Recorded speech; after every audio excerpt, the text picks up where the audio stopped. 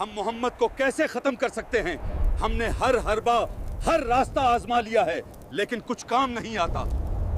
इसका पैगाम दिन बदन फैलता जा रहा है। क्या लोग उसकी बात सुन रहे हैं, उस पर ईमान ला रहे हैं। अगर इसे ना रोका गया तो हमारी सरदारी, हमारी ताकत सब खत्म हो जाएगी। ये लबेड, मोहम्मद को ऐसा काला जादू करो कि उसका खुदा भी उसे बचा न सके। बात है जब मक्का के मुशरिकीन और यहूदियों की तमाम जंगी चालें नबी करीम सल्लल्लाहु अलैहि वसल्लम के खिलाफ नाकाम हो चुकी थी। उन्होंने पैसा पानी की तरह बहाया और बड़े बड़े सरदारों को साथ मिलाया, लेकिन इस्लाम की दावत फैलती रही। आखिरकार उन्होंने तय किया कि अब तलवार के बजाय काले जादू का सहारा लिया जाएगा, ताकि आप सल्लल्लाहु अलैहि वसल्लम की रूह और सुकून पर वार किया जा सके। इस बार मोहम्मद के जिस्म पर नहीं, उनकी रूह पर वार होगा। ये बात है सूरतुल फलक की।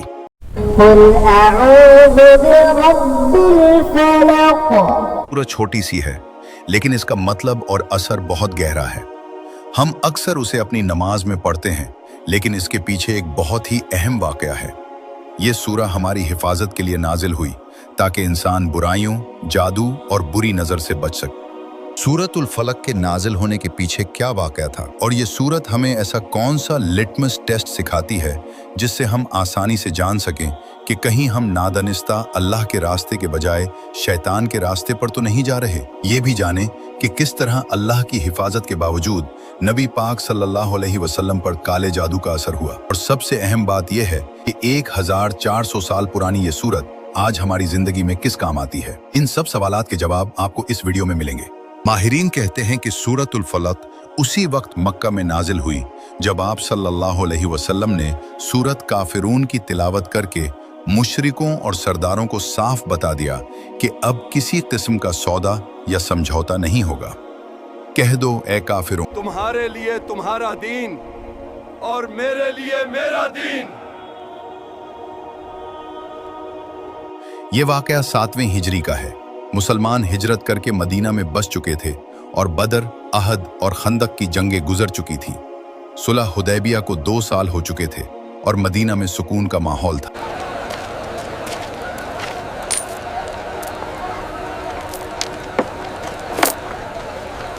मगर यह सुकून महज तूफान से पहले की खामोशी थी। लबैद बिन आसिम, जो अरब का मशहूर जादूगर था, सिर्फ 3 अशरफियों के लालच में खाइबीर के यहूदियों के साथ मिलकर नबी सल्लल्लाहु अलैहि वसल्लम पर जादू करने का मंसूबा बना बैठा। हाँ, हमें तुम्हारी जरूरत है। हर हरबा आजमा चुके हैं, मगर अब ये वाहिद रास्ता बचा है। तुम्हारी ख्वाहिश पूरी होगी। जाओ, मोहम्मद का कंघी ले आओ, जिस मोहम्मद का बाल हो फरमाई। इस काम के लिए अरब के सबसे बड़े जादूगर लबीद बिन आसिम को लालच देकर तैयार किया गया। उसने एक यहूदी लड़के की मदद से, जो आप सल्लल्लाहु अलैहि वसल्लम के घर के छोटे मोटे काम करता था, आप सल्लल्लाहु अलैहि वसल्लम की कंघी और कुछ मुबारक बाल हासिल कर लिए। लबीद ने इन बालों पर 11 गिरहें लगाएं और हर गिरह पर जादू पढ़कर फूंका।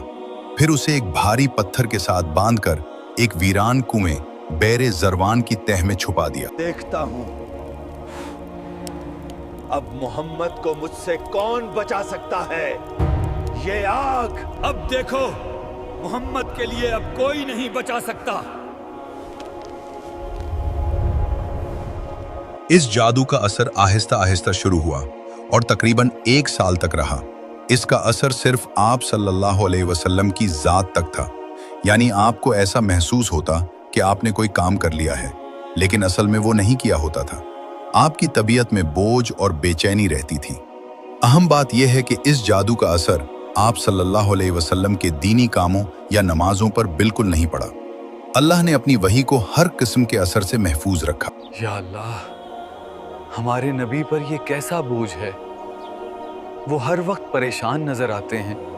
रात जब आप सल्लल्लाहु अलैहि वसल्लम हजरत आयशा रजी अल्लाह अन्हा के घर तशरीफ फरमा थे, अल्लाह ने ख्वाब में 2 फरिश्ते भेजे। इन पर जादू हुआ है, फुलां कुएं में वो सामान दबा है। जिन्होंने आपको बताया कि आप पर जादू हुआ है और वो कुएं के अंदर है। सुबह आप सल्लल्लाहु अलैहि वसल्लम सहाबा के साथ वहां गए और वो सामान निकाला गया। यही वो जगह है, इसी गहराई में दुश्मन का शर छुपा है।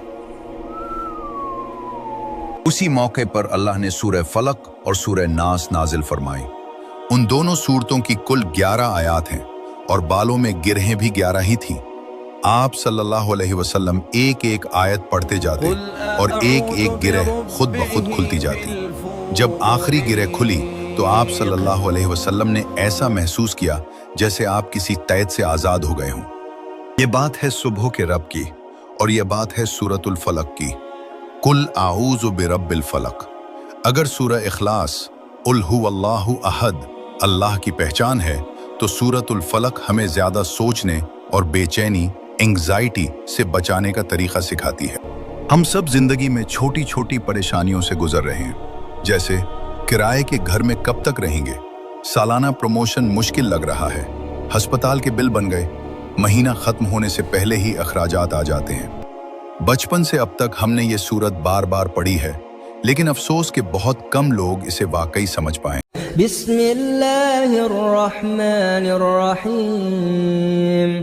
कुल अऊज़ु बिरब्बिल फलक मिन शर्रि मा खलक व मिन शर्रि गासिकिन इज़ा वक़ब व मिन शर्रि नफ़्फ़ाथाति फ़िल उक़द व मिन शर्रि हासिदिन इज़ा हसद।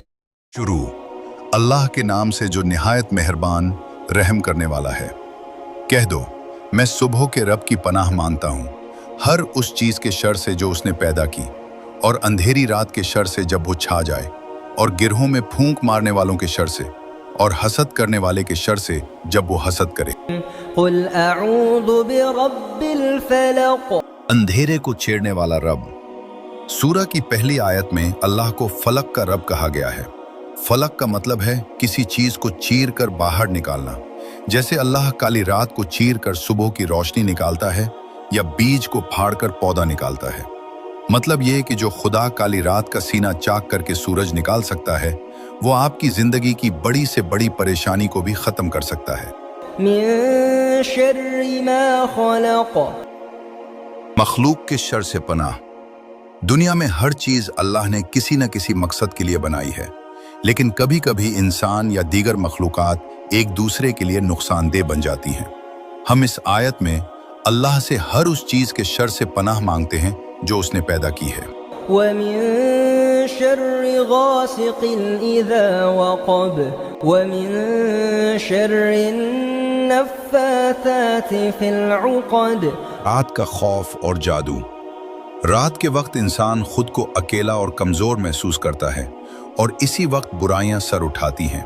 जादूगर भी रातों को छुपकर वार करते हैं।